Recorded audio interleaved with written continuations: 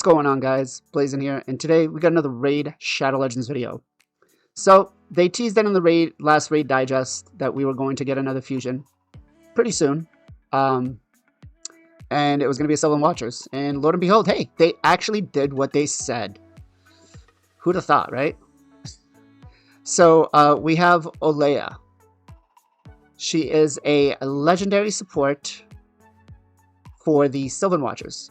So I think she looks kind of cool. I'm not a huge fan of the wood fairy look. She reminds me a lot of Tinkerbell, except Tinkerbell didn't have a helmet and blue daggers. But yeah, I'm always going to think of her as Tinkerbell.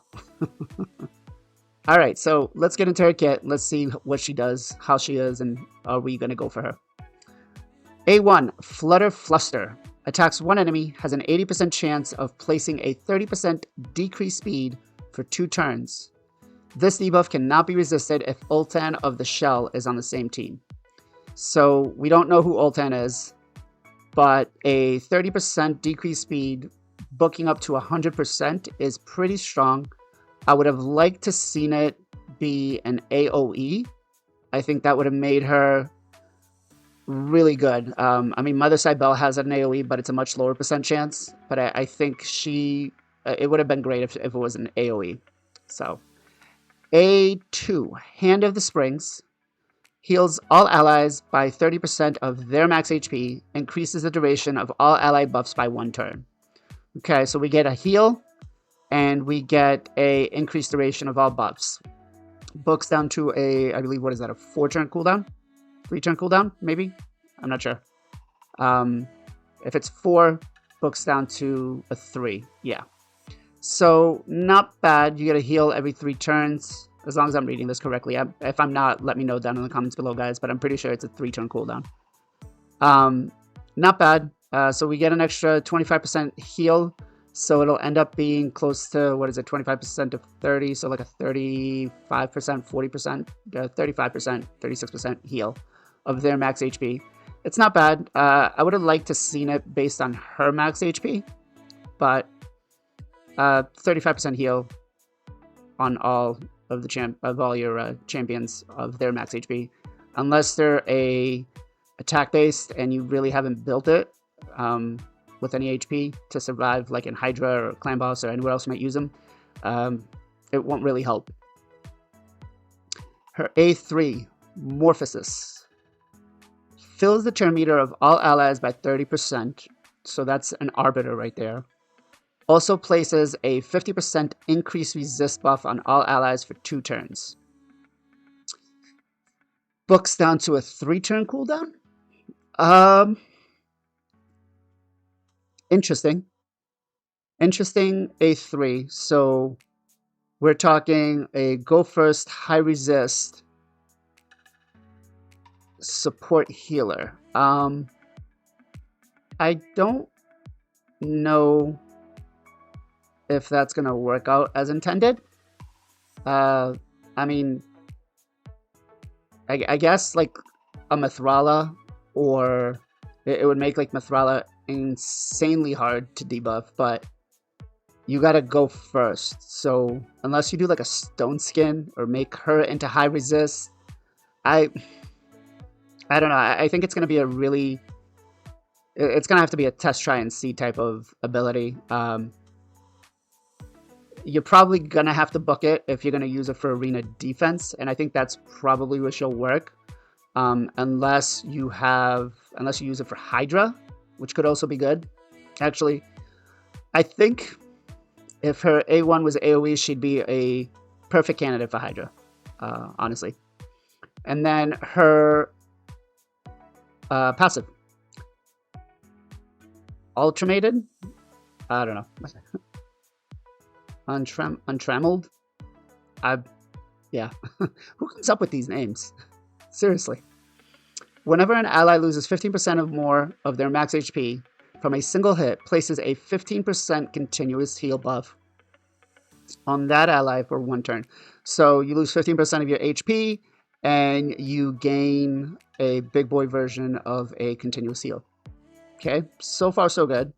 places a 15% continuous heal buff for 2 turns on that ally, and then instantly activates it if ulting of the shell is on the same team. Can occur only once per ally turn. Okay. So it's not per round or per turn, per her turn, I guess. It's per ally turn. So this can essentially proc either 4 times in arena, or it can proc 5 times in Hydra, or 4 times in dungeons. So actually it would be 3 times in arena, sorry. And we have an ally resist by 75 in dungeons. So yeah, my thoughts are going to be probably Hydra. So you're going to have to build her with accuracy, fast. You're going to want to have decent HP on her so she doesn't die. Does it say if she's defensive based? No, she doesn't. They don't tell us here, at least, if she's going to be HP based, defensive based, or maybe it's on one of the other infographics. I'll take a look at it and see. Overall, I think she's going to be a decent fusion. I don't usually recommend to skip fusions because you never know what they can do with them, whether they buff them or whether they just leave them as is. I mean, it could be a Pixneal type of thing where, well, she's not going to be Pixneal, I can tell you that much. She will get some use. I could probably see her in a defensive arena where she's just really, really fast, keeps bringing up that increased resist. Mithrala keeps going, and just you can't debuff her. She cleanses. A Duchess, Kymar, and just keeps resetting. Something of that vicinity I think could work. I think they're trying to change the meta where it's like a slow stone skin double triple reaction. And I think they're trying to get out of that meta and trying to give you like more of a resist. But yeah, I don't know. I say I would definitely go for her, assuming that they don't play into their games again and their shenanigans where they do like a rare at 9,000 points. I was worried about the increase in shards for everything.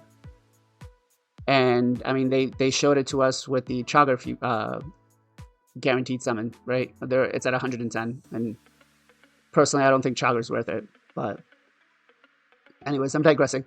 So yeah, overall, I'm going to go for her, both on the main and the alt account. I think she'll be a decent champ. Worst case scenario, she'll be a Vault Guardian. I do have Elva, both on the main and the alt account. So I don't think she's going to make it on my Faction War team. But you never know if somebody comes up with some crazy high resist comp. Or I wonder if they would ever build a resistance damage dealer. Who knows? There's a thought. But yeah, look out for another video coming out of what I'm going to do to prep until this next fusion comes out. It should be coming out, I believe it's next Thursday at the 9th. So we have some time between now and then to prepare. So I'll end up putting a short little guide out there to help you guys prepare for it. Hopefully it helps. Don't forget, guys, we have one more day for the gem giveaway. We will be pulling it on Saturday, which will probably be when this video airs, or it might be late Friday. And then we're also going to be doing a giveaway for a Gembo the Dishonored for next Thursday. I will put that link for that video in the description below, so you can go check that out. And as always, guys, much appreciation and love for all the support you guys have been giving me. Thank you very much. The channel's growing tremendously fast. And we've got a lot of stuff planned to come at you guys. So I will catch you guys on the next one. Bye.